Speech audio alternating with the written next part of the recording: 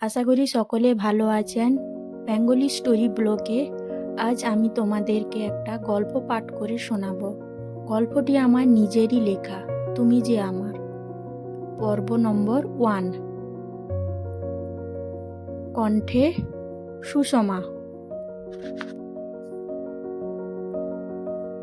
তোমার মতন এক গ্রাম্য আনকালচার মেয়েকে আমার স্ত্রী ভাবতেই লজ্জা লাগে। ভেবো না আমি তোমাকে কখনো স্ত্রী অধিকার দেব। তাই যেমন আছো তেমন থেকো, বেশি ভালোবাসা দেখাতে এসো না। তোমার মতন মেয়ের আমার ভালোবাসার একদমই দরকার নেই।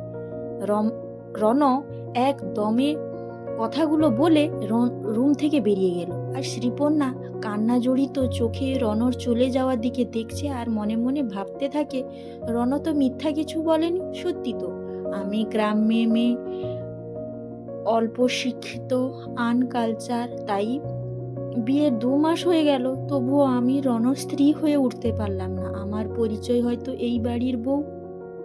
বৌমা, বৌমা, বৌমা, কোথায় তুমি? এদিকে এসো, রান্নাঘরে কত কাজ পড়ে আছে।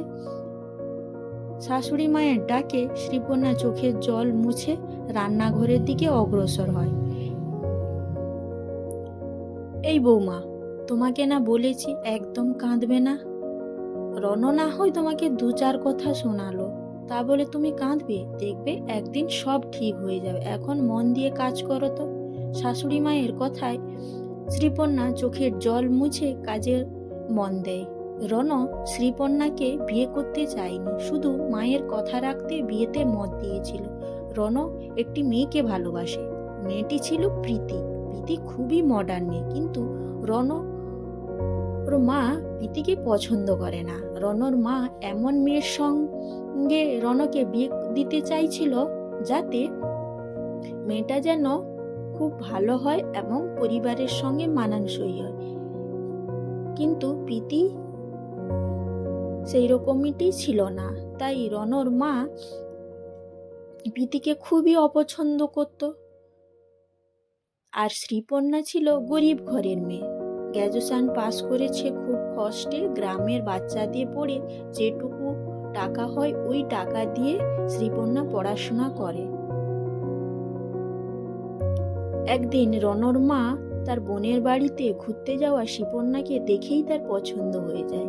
তাই জোর করে রণকে রাজি করিয়ে বিয়ে করিয়ে দেয়। কিন্তু রণ শ্রীপর্ণাকে এখনো স্ত্রী বলে মেনে নেয়নি, সব সময় অবহেলা করে যাতে শ্রীপর্ণা ছেড়ে চলে যায়। শ্রীপর্ণার বাড়িতে সব কাজ করে, তাই শাশুড়ি মা সীমা দেবী খুবই ভালোবাসেন।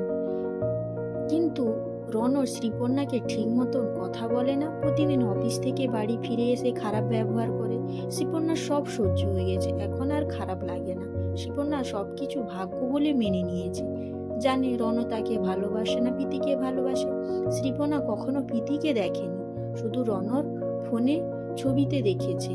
রাতে যখন শ্রীপর্ণা ঘুমিয়ে যায়, রণ প্রীতির সঙ্গে কথা বলে, কিন্তু শ্রীপর্ণা কিছুই বলে না, শুধু মুখ বুজে সবকিছু সয়ে নেয় এবং নীরবে চোখের জল ফেলতে থাকে। আজ রবিবার, অফিস বন্ধ, বেলা 10টা বাজে, তবুও রণ শুয়ে আছে।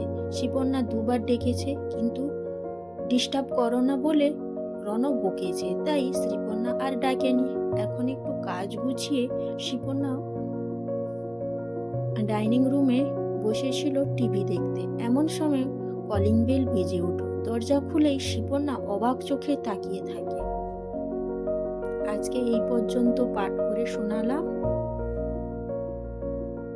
পরের পর্ব জন্য অবশ্যই সাথে থাকুন। অবশ্যই লাইক, সাবস্ক্রাইব ও শেয়ার করবেন।